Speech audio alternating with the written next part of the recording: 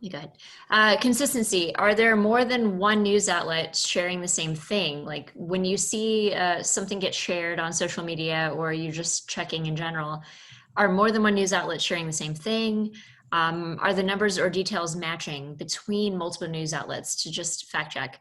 And then also checking the date, the source, and the author. So is the article old or new? Because sometimes older articles will recirculate on social media multiple years later.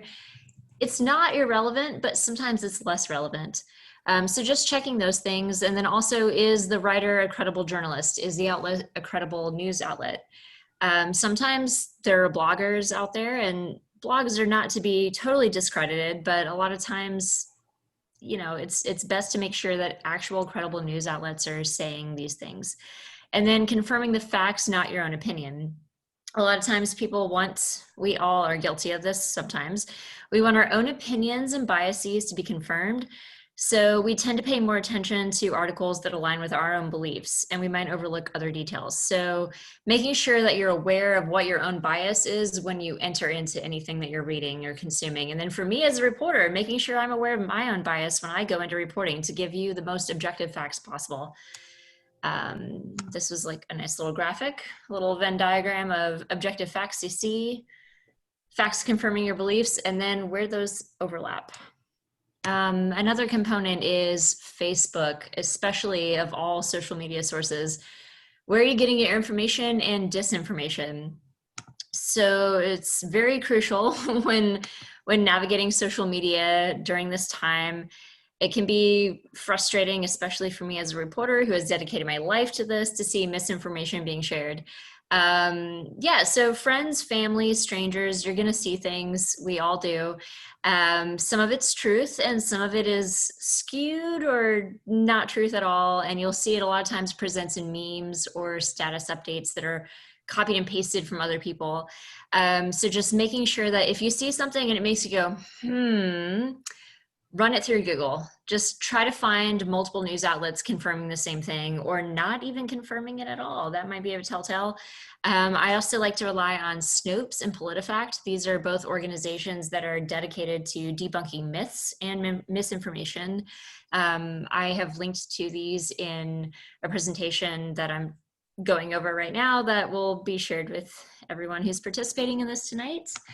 Pardon me being very nervous. And then also voting in this pandemic.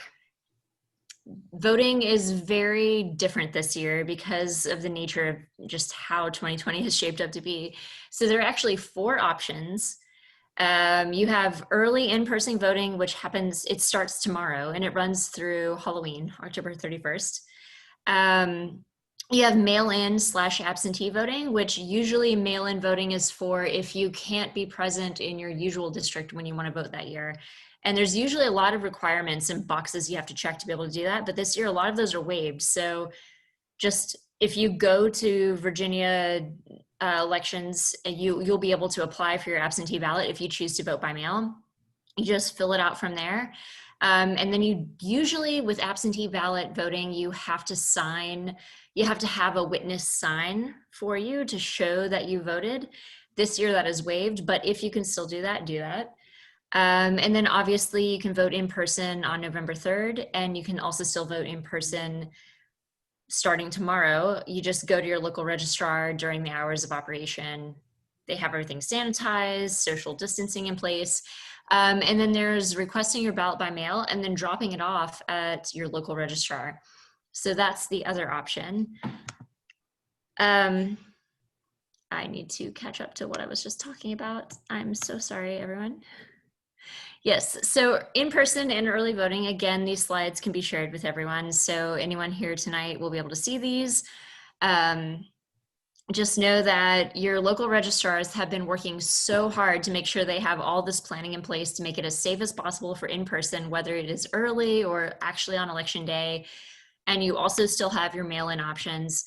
And then another thing to note is that if you do not want to vote by mail and you want to vote in person, if you are over 65 years old or you have disabilities, you can also still vote in person. You just need to contact your local registrar because then you can arrange for curbside voting. So there's these. And then it is also important, if you do plan to vote by mail, make sure that it needs to be received by 7 p.m. on November 3rd, which is election day, or be postmarked on November 3rd. And then it still has to be received by the following Friday, which is November 6th at noon. So just every registrar, every official I've spoken with is saying vote as soon as you can, whether it is by mail or in person. Once you have your mind made up of who you want to vote for, make sure you do it as soon as you can, because this year it's unprecedented the way that everything is happening with the pandemic. So there is definitely going to be way more mail-in votes. And then also just voting in person is going to be more methodical and slower and spaced out, just given the nature of social distancing and safety that is needed because of COVID-19. And then also thank your local and state elected officials for the Dropbox option, because when you are voting in person, if you do have the option to request a ballot by mail and then take it into your local registrar, and you don't have to go all the way in. You can also drop it off at a voting drop-off box. And your General Assembly this year and your governor, they passed legislation that allowed that and made that possible. So that is another option as well. And then resources. Obviously, visit your Virginia Department of Elections, because that's where you can make your application to apply by mail-in voting or absentee, if that's your choice. View your polling place if you want to vote in person, and your election district. And you can also ask questions with your local Albemarle County and Charlottesville City registrars. I've linked to those in this presentation as well. And then you can also always reach out to me. My email is cwoods@cvilletomorrow.org. You can follow me on Twitter at charlottewords. I'm very punny, so that's kind of why I made that my thing. But yeah, ask me questions anytime you have them, and just don't hesitate to reach out. And then our site, we've actually been working on a voter guide that doesn't just detail who you can vote for, but how to vote. So we're trying our best to answer every question we can think of. And I'm working on another article tonight when we're done with this. Hopefully that helps you as well. And that's kind of what I have right now. Oh, and a link to our voter guide is on the homepage of our website. That's cvilletomorrow.org. And then also I just want to mention that if you are going to vote in person, if the lines are long, if you are in line and 7 o'clock passes when the polls traditionally close, that time might get extended, but it's usually at 7 p.m. If you are in line before the time that the polls close, you don't have to get out of line. You will still be able to vote.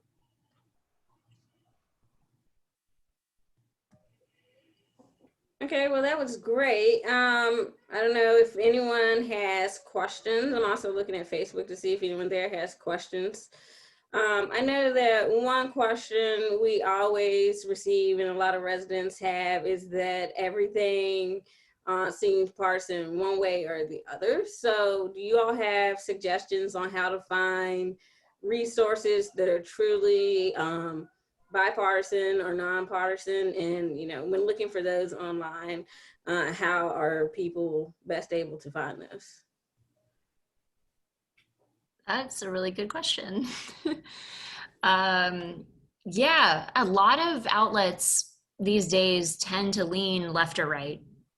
The trick is noticing it, and especially if an organization embraces it and they're very upfront about the fact that, like, oh, we're left leaning or right leaning, but finding nonpartisan, that is tricky.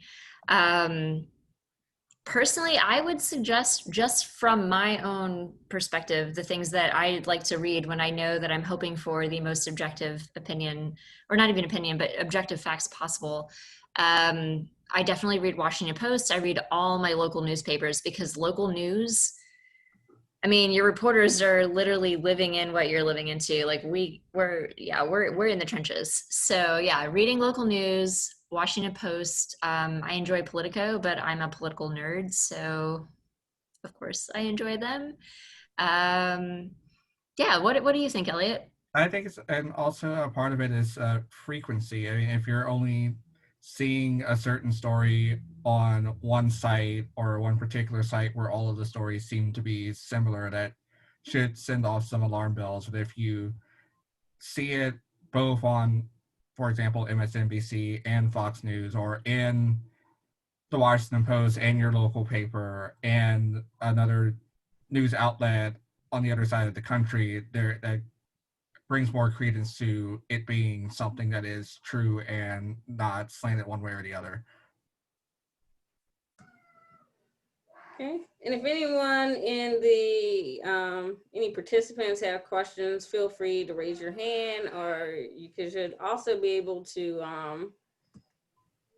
speak up right now, as I think I pretty much unmuted or asked to unmute everyone and brought you into the conversation so you can sort of see people on screens. So yeah.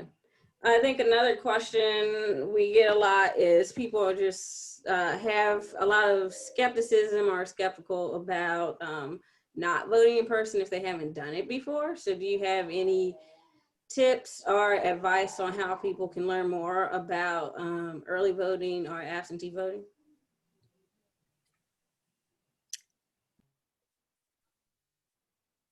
I personally, I don't know. Yeah, this is weird to say. I'm planning on voting in person. That's my personal choice. I'm just used to it. It's what I'm used to. It's what I prefer. I've had to go out and about during this pandemic because the nature of journalism. Yes, I've been able to work from home for the most part, but I have had to still go out. So, you know, just mask up, hand sanitizer, be safe.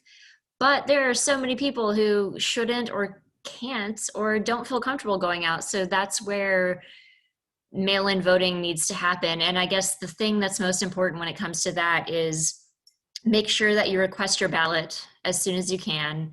I spoke with both registrars, and the mail-in ballots should start to mail out tomorrow on September 18th if you've already requested one. If you haven't, it should take maybe a week and a half to receive it. And then just fill it out as soon as you can and send it in. I guess, yeah. And then if you're not feeling 100% comfortable with mailing it back in, you do have the Dropbox option. You still can drop it off at registrar. And that's, at least if your concern is interacting during this pandemic, then you had the option to have it mailed to you. And then the second half is delivering it if you don't want to deliver it back by mail. So that's one less interaction or going out and about amidst the pandemic to make you feel more comfortable, but still have your vote heard and have it count. Yeah, that is the one thing you definitely can do. You can have the ballot mailed to you and you can drop it off yourself so you can vote and have this little interaction with people as possible if you're just not comfortable being around anyone at this point in the pandemic.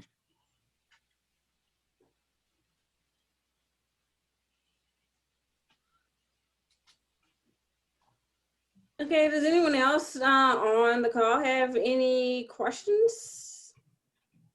Okay, I have. Darlene, I see you have a question. Yes. So, do you all know of what groups would be helpful for folks who are looking, other than, say, the League of Women Voters, that is clearly nonpartisan, and I know that they give out information, but are there any other groups that you recommend people reaching out to around voter education or voter information to also ask questions of? And it doesn't have to be nonpartisan, but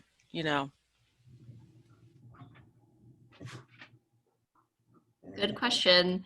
Yeah, I was actually probably going to suggest them, and you mentioned them. But yeah, there are various groups. There are lots of groups that actually do have affiliations. Like, you can reach out to your local Democratic Party. You can reach out to your local Republican Party.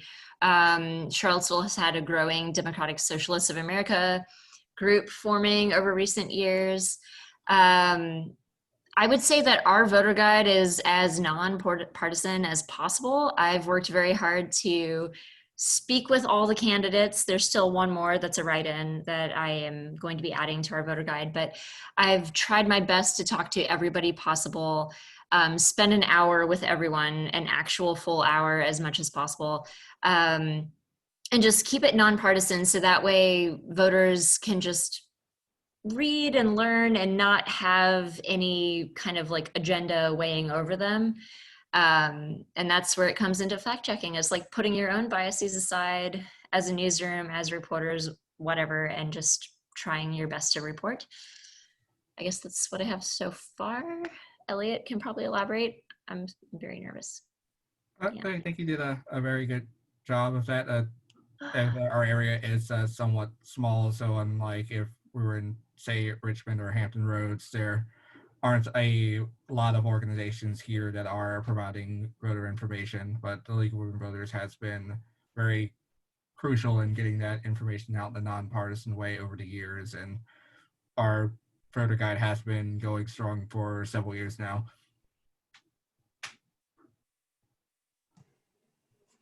Okay, and we have, of course, Charlene, did you have another question or? No, that was good. Okay. I might have another one, but I'm good right now.